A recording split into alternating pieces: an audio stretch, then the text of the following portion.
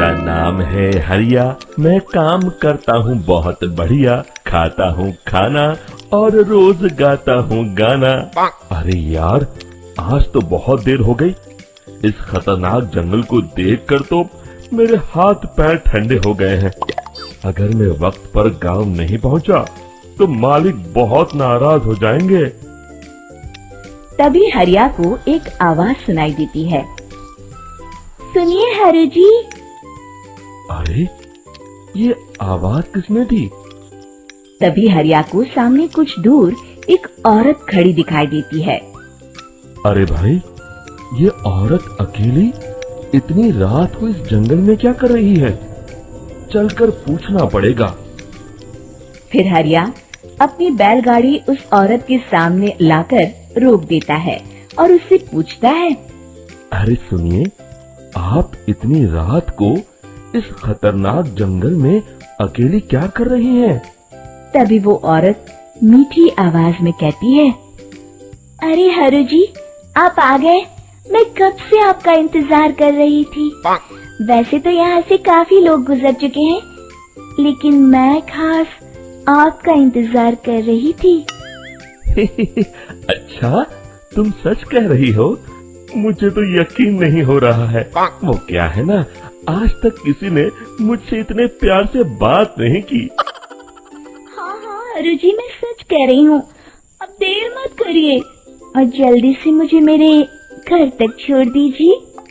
हाँ, कौन सी बड़ी बात है, अभी छोड़ देता हूँ।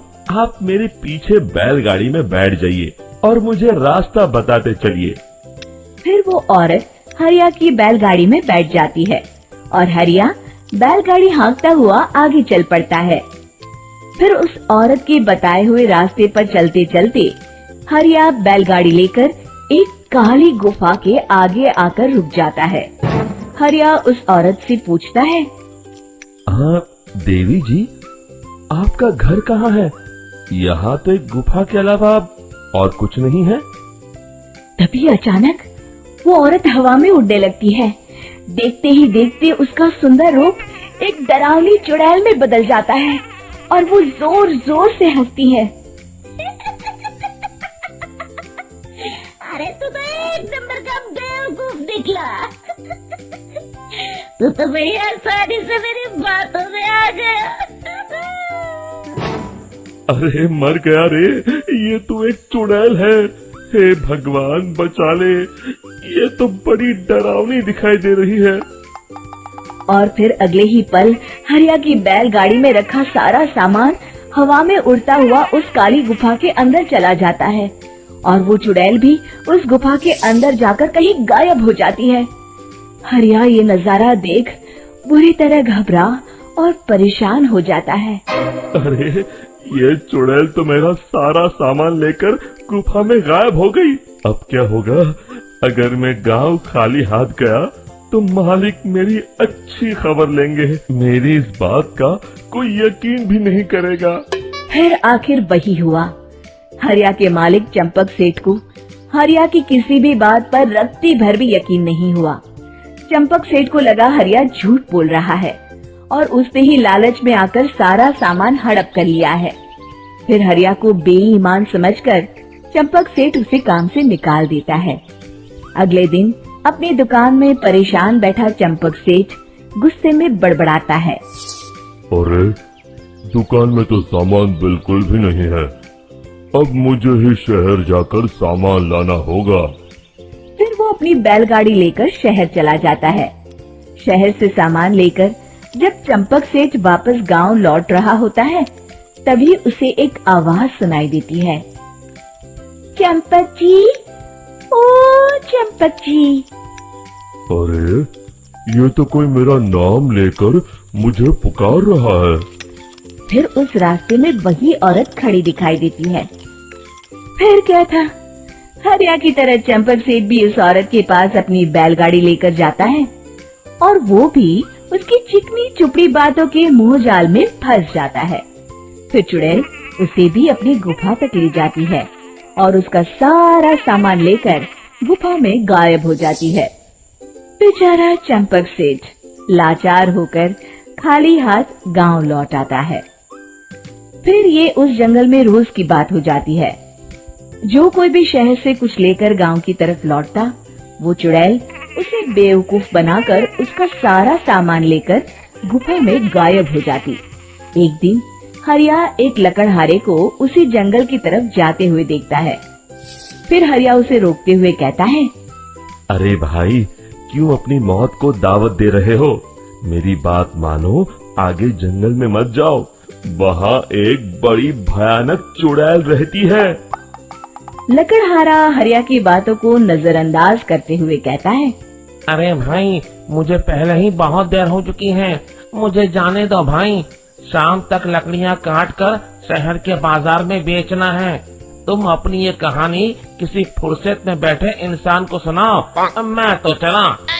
इतना कहकर लकड़हारा वहाँ से आगे जंगल की तरफ चला जाता है। फिर अगले दिन गांव के मुखिया के घर के बाहर बहुत सारे लोग जमा हो जाते हैं। तभी हाथ में कुल्हाड़ी लिए खड़ा लकड़हारा कहता है, अरे मुखिया जी, अब आप ही हमें बचाइए उस जंगल वाली चुड़ैल से। हमारा सारा काम तो शहर से ही होता है। अरे मुखिया जी, उस चुड़ैल की वजह से तो मैं पूरी तरह बर्बाद हो गया हूँ। हम सबको मिलकर उस चुड़ैल का कोई इलाज करना पड़ेगा। तभी भीड़ में खड़ा वीरा कहता है, आप लोग चिंता मत करिए, कल से वो चुड़ैल किसी को नहीं लूट पाएगी। मेरे पास एक बहुत अच्छी तरकीब है। तभी चंपक सेठ उसका मजाक उड़ाते हुए कहता है, अरे तेरा नाम वीरा है तो क्या हुआ? तूने अभी उस चुड़ैल को देखा नहीं है? जाकर अपना काम कर, बड़ा आया। तब मुखिया जी कहते हैं, नहीं नहीं चंपक सेठ, मुझे लगता है हमें इस लड़के को एक मौका देना चाहिए। फिर सभी गांव वाले मुखिया जी की बातों से सहमत हो जाते हैं और वीरा शाम को एक बैलगाड़ी में कुछ सामान लादकर उस जंगल की ओर चल देता है। वीरा, ओ वीरा, कहाँ जा रहा है? तभी वीरा मुड़ के देखता है, वही चुड़ैल एक औरत के रूप में खड़ी है। अरे बहन जी, मैं आपको ही ढूंढ रहा था। देखिए, मैं आपके लिए क्या लाया हूँ। अरे वाह, तू खुद मेरे लिए इतना सामान लाया है। तू ही अकेला गांव में समझदार है। जरा देखो, मैं भी खोल के बड़े भूख लगी है। जैसे ही चुड़ैल उस सामान पर से कपड़ा हटाती है, एक भगवान शिव की तेज रोशनी उसके अंदर मूर्ति से निकलती है और चुड़ैल अपने असली रूप में आकर जलने लगती है। अरे मैं जल रही हूँ, बचाओ! बचाओ! ओम नमः शिवाय! मर गई मैं! देखते ही देखते वो चुड़ैल राख के साथ उड़ जाती है और सभी गांव वाले भी वहां आ जाते हैं। शिक्षा बुराई पे सदा अच्छाई की ही जीत होती है।